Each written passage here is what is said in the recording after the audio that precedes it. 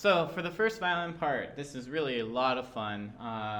Fantasia for strings, written by Elliot Del Borgo. Del Borgo is a wonderful composer, American composer, wrote a lot for students your age, as well as written a few things for like the Winter Olympics in New York. And he's a very, very great composer, great gentleman. Passed away a couple years ago. And actually, I had a chance to work with him a few years back, just before he passed away. So my kids actually played this under him at my previous job, which was a real treat. So this particular piece definitely has everything in it. It has fast, it has slow, it has gentle, it has cantabile, vigor, and it ends with a bang. So it's a terrific closer for our concert. So with the beginning, just be very careful about double stops. When you practice them, I would suggest practicing one note at a time. Practice the moving lines. So if you see the top parts are moving and the bottom parts just an open string, focus on the top part. If you see the bottom parts are the parts that are moving, but the top notes are just an open string, focus on the bottom part. And then all you have to do is find that happy medium where your bow is in between the strings and then put them together. So for the beginning, when you get to those double stops, obviously, we want to hear it go to the A. That's not really where the phrase, it doesn't go down. So think about the A. All right, and the D is really supporting the A.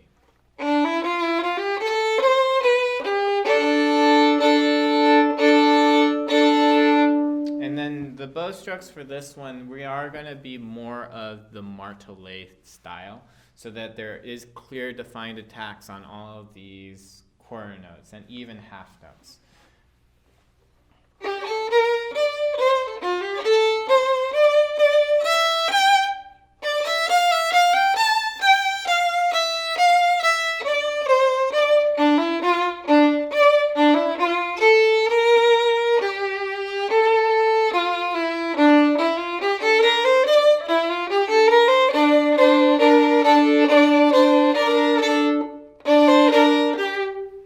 So that's that section there. Definitely work on those top notes.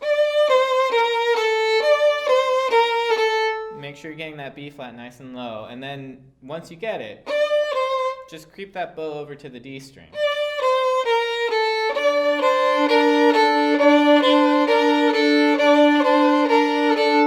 And this is a very good way to practice and make sure that you stay in tune, because D string's not going to go out of tune.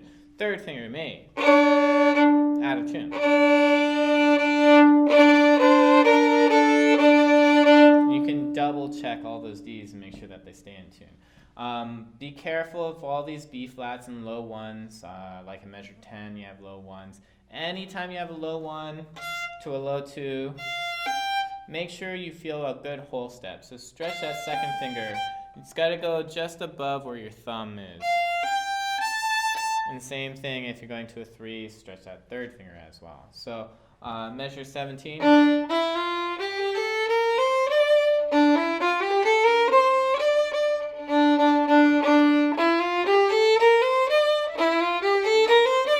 Be careful because you've got the E naturals, high ones on the D string, low one on the A string, back to that high one on the D string.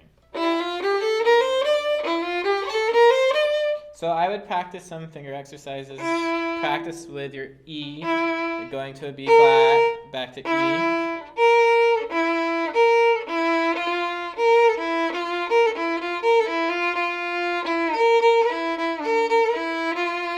And just getting that first finger to move where you want it. And just repetition, that's the best way to learn this material. When we get to measure 24, 5, 6, 7, 8, it says mute, so use your mutes. If you don't have a mute, you can go get them. They're like 65 cents. They're really cheap.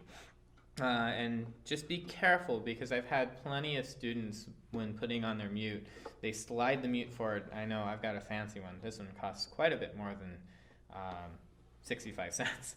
But slide that mute up and then place it on top of the bridge. But always be careful that you're not forcing it on the bridge. Don't push the bridge. The first time I did this with my kids back in El Centro, I had a student place the mute on the bridge and put so much force into it because he had 4 measures, 6 measures to get it on. He didn't want to be late, and he pushed the bridge forward and it collapsed. And obviously, you can't play when you have a collapsed bridge. So do be very careful about putting on your mutes. And then from here, cantabile. Cantabile, or where it says mezzo forte can't, it's not saying you can't play, it's saying cantabile. Make it as beautiful as you can. So the word cantabile is related to cantar, which means to sing. So be very singingly, very legato at this point, lots of vibrato, and it's only mezzo forte, so you don't have to force the sound.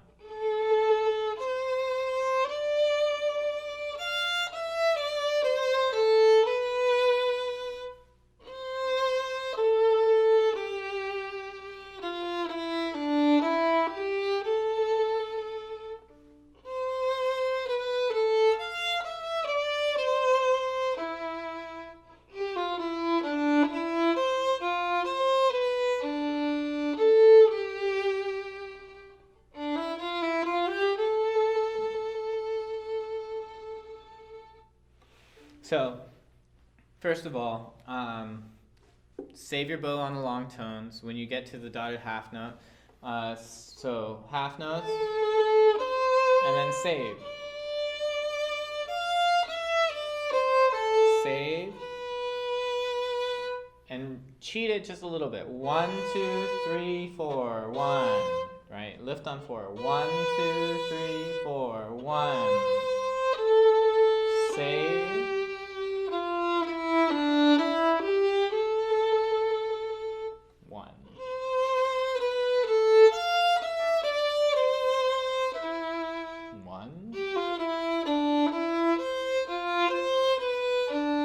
That's a tricky spot there.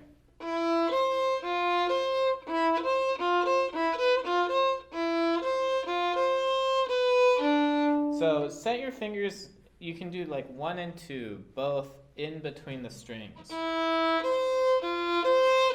And then when you get to that last part, make sure the first finger comes over to the A string only. But try and make it seamless when you do this stuff. Some of you will just slide the finger over. Some of you will pick it up. If you're going to pick it up, try not to do it with a break in your sound.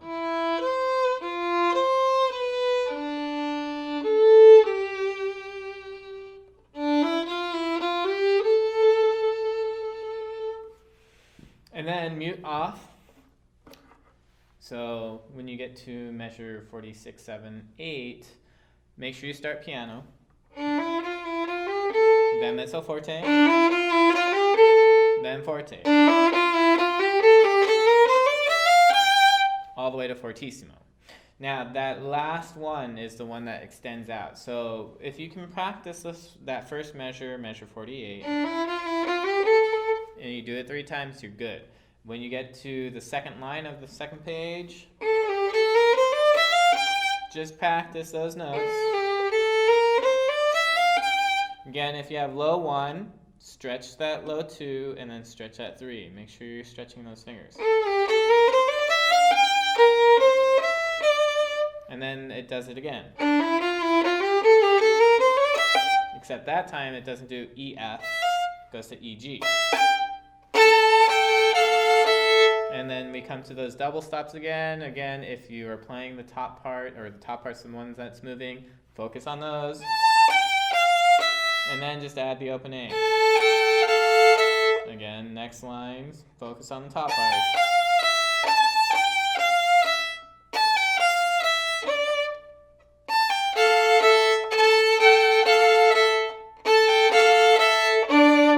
And then when you get to these chords here, the last 2 measures before 61, make sure they're full quarter notes. 1, 2, 1, 2, 1, 2, 1, 2, 1, 2, 3, 4. And we're going to slow down once we get to gently, and twice as slow.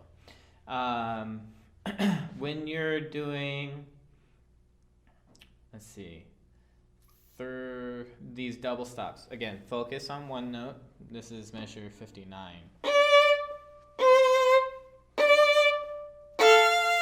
So just focus on those, and then when you have a double stop, it's just adding open D. No double stop here, just C, open D again, low 1 and open A, and then low 2. Pretty simple, you just gotta break it down and work at it.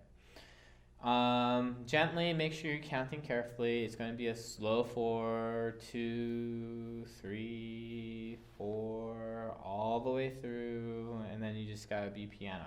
So this may be the first time you've seen dynamic marking forte piano. But forte piano means to start loud, forte, and then immediately go to piano. And then, if you notice on those whole notes, we have 3 beams. Those beams are indicating to tremolo. So tremolos just mean to go as fast as you can.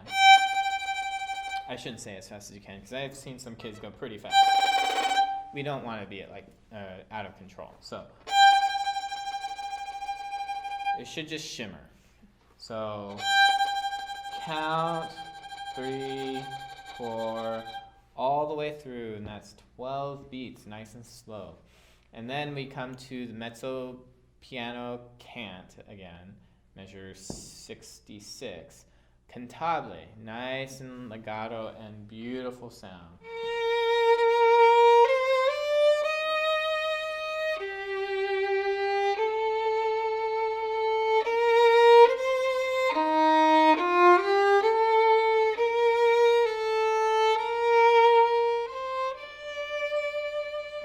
That is probably one of the toughest things you can do on the violin, is to do this diminuendo up bow,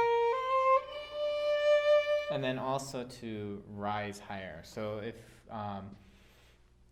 if your teacher hasn't told you, any notes that go higher tends to be louder. So to do the opposite really makes it a beautiful effect. So work on coming down, making that D really, really soft, controlling your bow, controlling your tone. And then finishing out.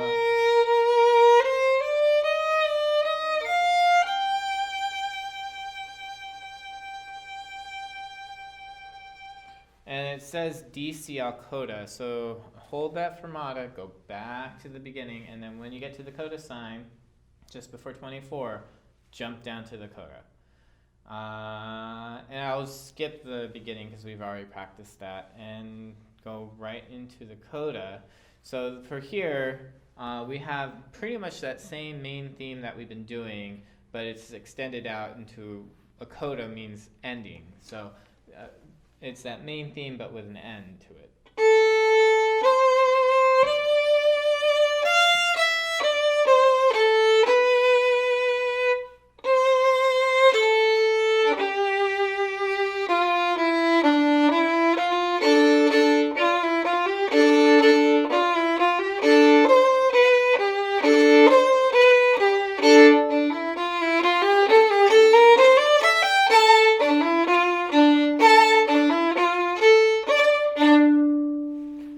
So when you get to 94, that's really where it starts to pick up.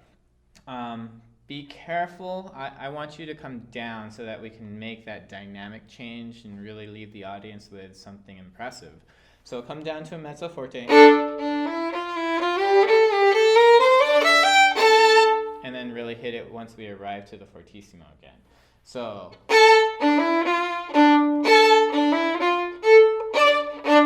And the last 2 notes have accents, but these accents have been turned from greater than symbols to upside right, I guess, or like little hats or a beard, or I don't know. But those are marcato accents, which means to be really short and aggressive. So feel the bow fast, and then put plenty of weight at the beginning, and get off. And that's how we're going to end. So it's a fun piece. I hope you enjoy practicing it. Do look at recordings. I think I put a link on Google Classroom to Elliot Del Borgo conducting my kids a few years back. So you can't get any more authentic than what's on that link. And then, keep practicing this stuff. I'm going to make further videos about scales and other techniques that might help you out if you're struggling. But best of luck, and I hope to see you guys February or March.